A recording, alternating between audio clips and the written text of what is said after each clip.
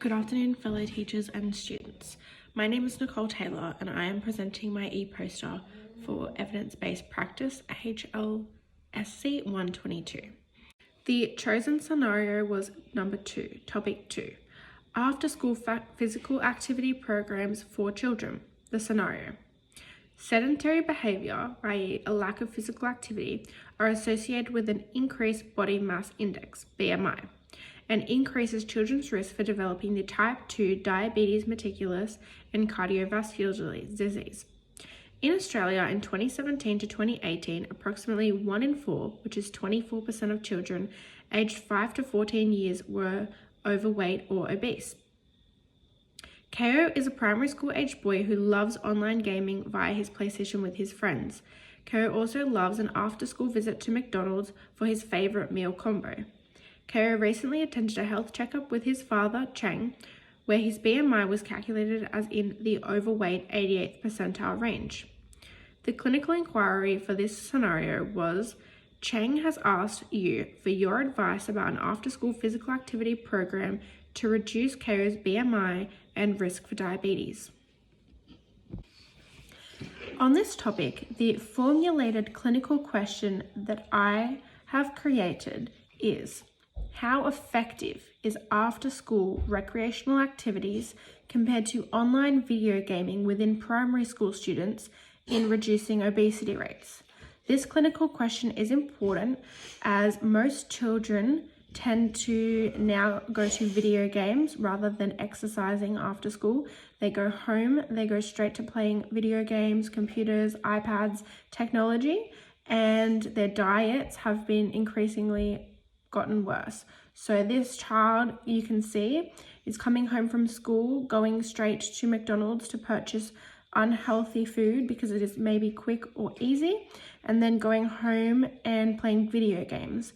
So within primary school students, we are then trying to analyze and formulate the best possible outcome so that we are reducing obesity rates among children. This is the clinical question that I have created, and that is what we'll be using to formulate our poster. In this clinical question, we can identify the PICO terms. So the P, population, will primary school students. The I is intervention. We will be looking at recreational, so recreational options. C, which is the comparison, will be comparing indoor activities, for example, video games. And O, our outcome, which is what we hope to achieve, which is reducing obesity rates.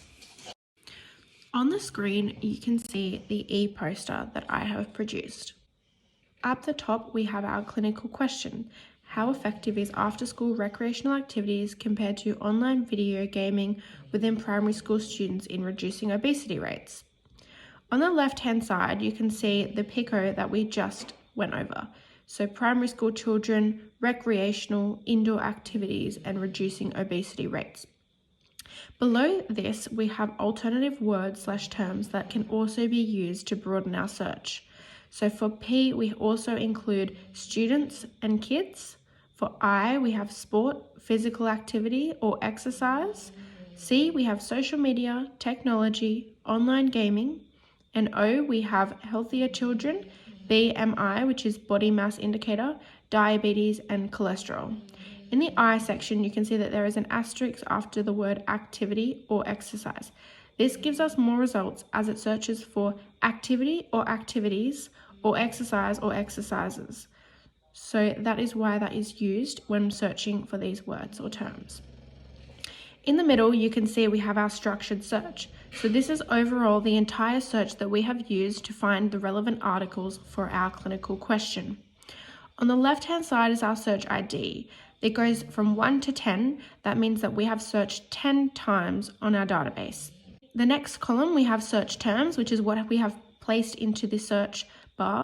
Under the search terms area, you can see the words that have been implemented are the words formulated from the PICO graphs. There is also the use of the words "or" in capital letters. This is a Boolean operator and it is used for broadening your search. And then we have search options, which is the detailed of what we have searched for. So it has been expanders, search modes, and then any other additional narrowing subject, which is what we have used in the search term. So for exercise, the narrowed search subject would be exercise. Actions is the last column, and this details how many articles that have been found from your search history. So for search 2, you can see we have 720,325 articles. That is way too many articles to find and go through. So you need to narrow the search down, and that is the basis of this poster. So if you go down to search 10, you can see that we have 3 relevant articles. The 3 articles then found are what you would go through and analyze in order to help formulate your response and answer your clinical question provided. On the right-hand side, you can see that we have the best 2 databases. So these are 2 separate websites and databases used to search for relevant journal articles. So we have SynHal Complete and Medline Complete. For my article, I have chosen to use SynHal Complete, and that is what I've used for the entire search history. Underneath this, we have references. This is just our reference list of all of our chosen articles and textbooks referenced in order to find all the relevant sources and cite all the websites used.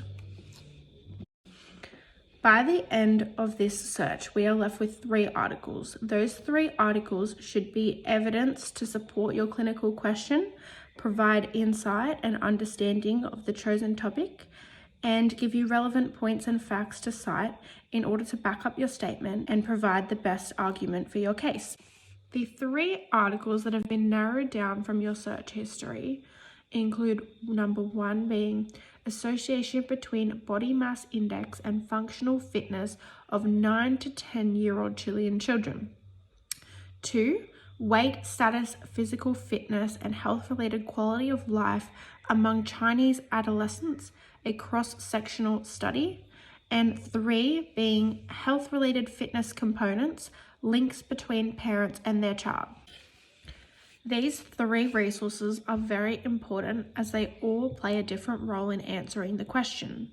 Number 1 being it also defines the BMI and functional fitness of 9 to 10-year-olds. So it is the still children in primary school, but the higher age, and it includes their body mass index. Number 2 shows weight status, physical fitness, so different options for physical fitness after school, and the quality of life that this provides for young adolescent children. The next option is also very important as it provides links between parents and their children. So the part that the parent also plays in providing the best health for their child. As their child is their responsibility, it is important that this article is linked. So for my research article, I would be using articles number 2 and 3. If I wanted to be more in depth, I would use all 3 of them. I believe articles 2 and 3 would help me provide a great statement and clinical answer for this question, as it gives a parent's point of view. This may be essential for this scenario due to parents not understanding and not knowing what to do or comprehend the situation. Knowing that other parents have been through this and help supporting their children with obesity may make them feel like they are not alone, and then there are options that they can do. It may not be the best, or it may not be what the child wants, but they have to do that as a parent if they want their child to not be obese. In conclusion, I believe using SynHal Complete for this assignment task was very efficient and helped me provide the best possible journal articles in order to answer this clinical question. It helps narrow down the search and helps give you the answers that are relevant to your direct question and your direct PICO, so population, intervention, comparison, and outcome. Thank you all for watching my presentation and listening to my speech. Have a lovely night.